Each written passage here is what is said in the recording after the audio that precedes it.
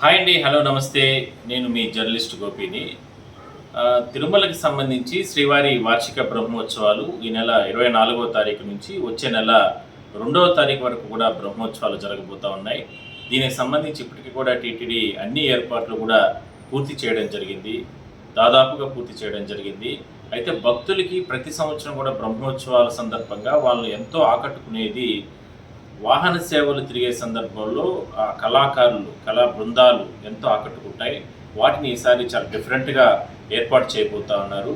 మరోవైపు ఆలయం చుట్టుపక్కల ప్రాంతాల్లో బారిగేట్స్ ఏర్పాటు చేయడం కానీ, ఎందుకంటే విపరీతమైన రద్దీ వచ్చిన సందర్భంగా ఈ తోపులాట్లకి, తొక్కిసలాట్లకి ఆస్కారం లేకుండా ఆ బారిగేట్స్ ఎప్పటికప్పుడు ఏర్పాటు చేయడం జరగడం కానీ, గత అనుభవాలు గత ఏడాది కానీ, అంతకుముందు ఏడాది కానీ జరిగినటువంటి ఏదైనా సరే పొరపాట్లు ఏదైనా ఉంటే వాటిని ఈసారి సరిదిద్దుకోవడానికి ప్రయత్నాలు చేయడం జరిగింది. TTD chairman BR Naidu, EO Anil Kumar Singhal, additional EO Venkaiah Chowdary, ఇక ముఖ్య నిఘా భద్రతా అధికారులు వీళ్ళిద్దరూ కూడా ఆల్రెడీ గత 2-3 సార్లు మాడవీధుల్లో భక్తులు వచ్చేటటువంటి ప్రాంతాలన్నింటినీ కూడా విజిట్ చేయడం జరిగింది, పరిశీలన చేయడం జరిగింది. చాలా తక్కువ సమయం ఉంది. అఖిలాండ కోటి బ్రహ్మాండ నాయకుడు తిరుమల శ్రీ వెంకటేశ్వర స్వామి బ్రహ్మోత్సవాలకు సంబంధించి ఇప్పటికే భక్తులకు అందరికీ కూడా ఆహ్వానం పలికింది టీటీడీ. అందరూ కూడా వచ్చి బ్రహ్మోత్సవాల్లో పాల్గొని భగవంతుని అనుగ్రహం పొంది బ్రహ్మోత్సవాలు విజయవంతంగా చేయాలని, విజయవంతంగా జరిపించడానికి మీరు అందరూ కూడా సహకరించాలని చెప్పి కూడా టీటీడీ విజ్ఞప్తి చేసిన నేపథ్యంలో, ఎందుకంటే ఆల్రెడీ దసరా సెలవులు కూడా ప్రారంభం కాబోతున్నాయి కాబట్టి పెద్ద ఎత్తున కుటుంబ సమేతంగా పెద్ద ఎత్తున తిరుమలకి భక్తులు వచ్చే అవకాశం అయితే ఉంది.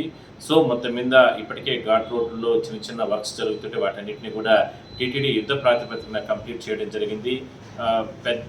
కాలిబాట మార్గాలు కావచ్చు, ఇట్లా అన్ని ప్రాంతాల నుంచి కూడా తిరుమలకి భక్తులు తరలివిస్తారు.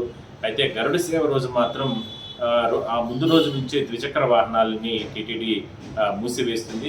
ఎందుకంటే ఎక్కువ మంది భక్తులు తిరుపతి చుట్టుపక్కల ప్రాంతాల నుంచి ద్విచక్ర వాహనాల్లో వస్తారు కాబట్టి ఆ సందర్భంగా ప్రమాదాలు జరుగుతాయి. అందువల్ల వాటిని రద్దు చేయడం జరిగింది. గరుడ సేవ రోజు యథావిధిగానే 4-5 లక్షల మంది భక్తులు వస్తారు. ఆలయం లోపల గ్యాలరీస్లో దాదాపుగా 2.25 లక్ష 3 లక్షల వరకు కూడా భక్తులు ఉంటారు. అందువల్ల భారీ స్క్రీన్స్ ఏర్పాటు చేస్తారు.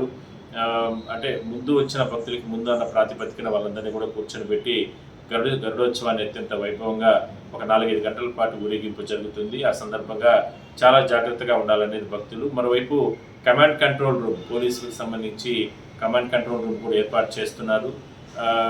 ఏ ఒక్క అవాంఛనీయ ఘటన జరగకుండా, మరోవైపు ఈ దొంగతనాలు, పిక్ పాకెట్ ఇట్లాంటి రకరకాల ఇష్యూస్ లేకుండా చిన్నపిల్లలు తప్పిపోతే వెంటనే అప్రమత్తయ్యే విధంగా కూడా వాళ్ళందరినీ కూడా అదనపు బలగాలను కూడా తిరుపతి ఎస్పీ సుబ్బరాయుడు, ఎందుకంటే ఈ మధ్య ఛార్జ్ తీసుకున్నారు కాబట్టి గత బ్రహ్మోత్సవాల అనుభవం ఆయనకుంది. సో ఆ రకంగా జాగ్రత్తలు తీసుకుంటున్నారు.